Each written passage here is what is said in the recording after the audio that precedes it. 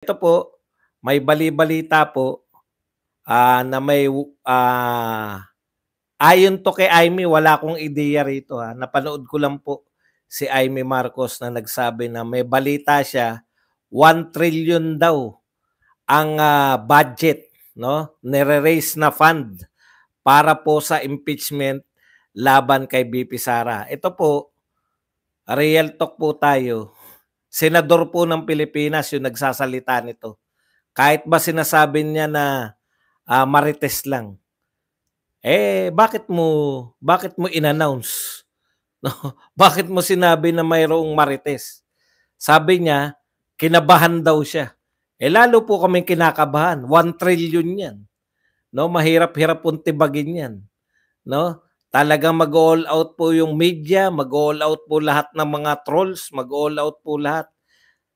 Bugbog po kami sa kasasagot.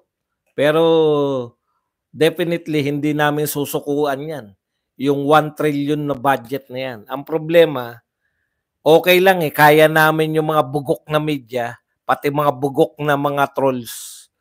Ang mahirap pong, kayanin kung yang 1 trillion na 'yan, na si Imee mismo ang nagsabi o nagmarites, mahirap pong, talunin kung 'yan gagamitin mismo directly sa alam nyo na, sa bayaran sa mga judge, tatay yung judge, talo tayo diyan. Kung propaganda at propaganda lang, hindi natin hindi natin aatrasan 'yan. Yung mga media na 'yan at saka yung mga trolls, pati lahat ng mga kalaban natin ng mga vlogger. Kaya natin 'yan kahit walang nagpopondo sa atin. Ang problema po, kung 'yan ay gagamitin na pambayad mismo. Meron na rin pong bali-balita noon, 'di ba, yung panahon ni Corona. Hindi ko alam, parang senador din yata, nakalimutan ko na dahil matagal na tsaka hindi pa po ako vlogger noon. Mahilig pa lang tayong makinig ng mga balita. Kaya hindi ko masyadong pinagre-research 'yan dahil alam ko yung balita, ipo-process ko lang sa utak ko, nagkabayaran pala. Pero 'pag vlogger po kasi kinakailangan mag-research tayo, 'di ba? Meron na po napabalita niyan yung kay Corona na nagkabayaran po. Balita lang 'yun. 'Yun ang maliwanag na marites kasi wala ko ngayon po hindi po 'to pupuwede, in-announce 'to ni Imee. Hindi naman sa akin 'to. Siguro naman napanood niyo na yung announcement na 'yan yung announcement na 'yan ni ano, kaya kapit lang po tayo, 'no? Talagang sinusubok po yung mga Duterte ngayon na sabay, 'no? Pinasasampahan na po si Tatay Digong ng crime against humanity. Sila Pulong naman po iimbestigahan ng Quadcom o kung anong committee man yung mag-iimbestiga. Thank you. 1 trillion, grabe pong budget 'yan, 'no? Hindi po biro 'yan. Ilan lang yung senador. Siyempre hindi nila babayaran kung sakasakali, 'no? Kaya bugbugan po 'to. Kapit lang po tayo mga kapatid. Talagang mahirap po ang laban. Kasi tinik talaga sa dibdib nila si BP Sara. Number 1 sa survey, 'no? Number 1 sa trust rating, number 1 sa approval rating, despite na binugbog nila ng mga piatos-piatos, despite ng siniraan nila, despite na nagwala na si BP Sara. Alam niyo pagwawala ni BP Sara, naunawaan ng mga Duterte supporter 'yan. Ibig sabihin, kaya talaga ng Duterte supporter, 'no? Kaya talaga natin na ipanalo si BP Sara kasi tama naman 'yun na may epekto, pero yung epekto na 'yan kaya po kasi naso-solidify ni BP Sara, Lalo tayong nagiging solid sa mga Duterte. Ang problema po diyan, 'no, yung alternative mo sa Duterte. Bagamat siraan niyo man na siraan yung mga Duterte, sinong gusto niyong maging presidente instead of Sara Duterte? Si Martin? Definitely ayaw na, grabe na 'yan, 'no? 'Pag 'yan si Martin ayawan na talaga. Si Lenny, wala na po 'yan. Binaon na po kayo, Lenny, wala na 'yan. Huwag niyo ng problemahin 'yan, 'di na natin pinoproblema 'yan si Lenny, 'no? Okay. Ano yung, gusto natin ritong iparating sa 1 trillion na 'to? Kinakailangan talaga nating paghandaan 'to, 'no? Kasi, nakita na po natin yung leadership ng Senate, hanggang boto lang, eh. Grabe po, bumanat si Chis Escudero, 'no?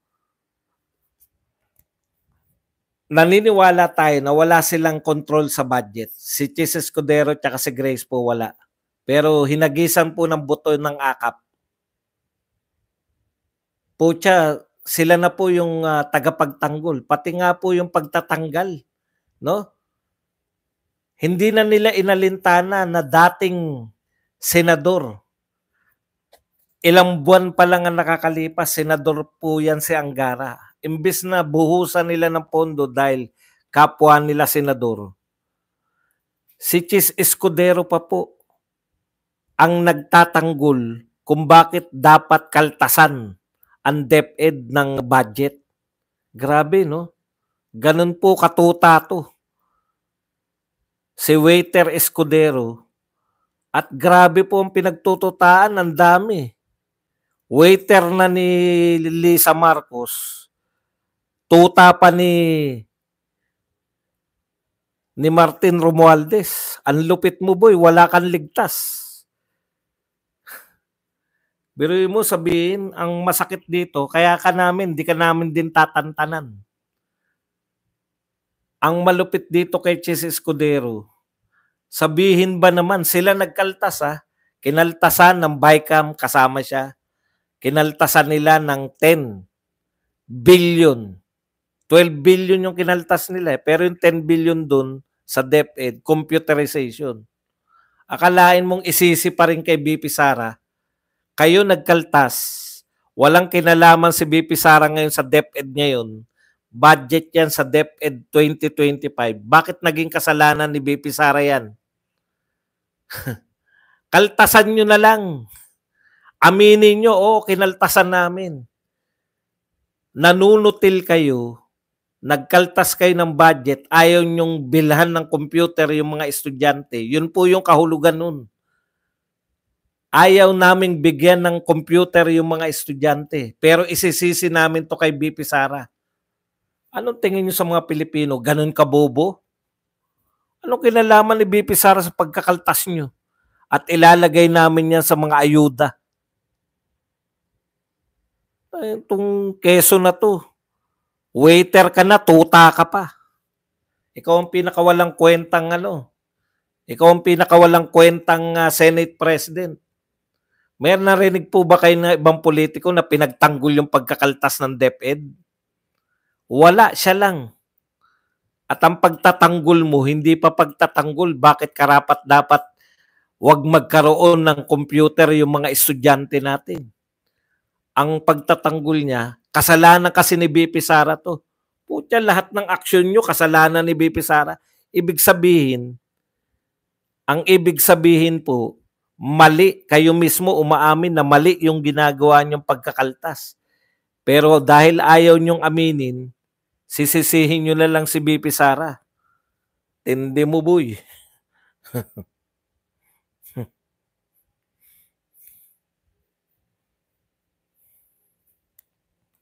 Okay.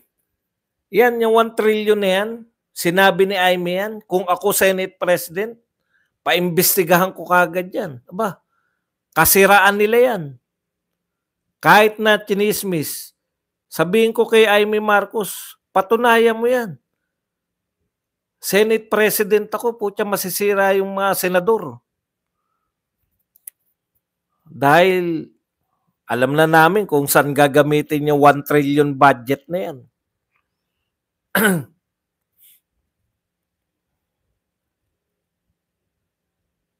Opo, qualified po ako. Sabi ni Perlatan, "You are qualified to judge a person as tuta." Opo, qualified po ako. Hindi po ako nahihiya. Proud po ako na sinasabihan ko siya na waiter at tuta. Ano tawag nyo dyan?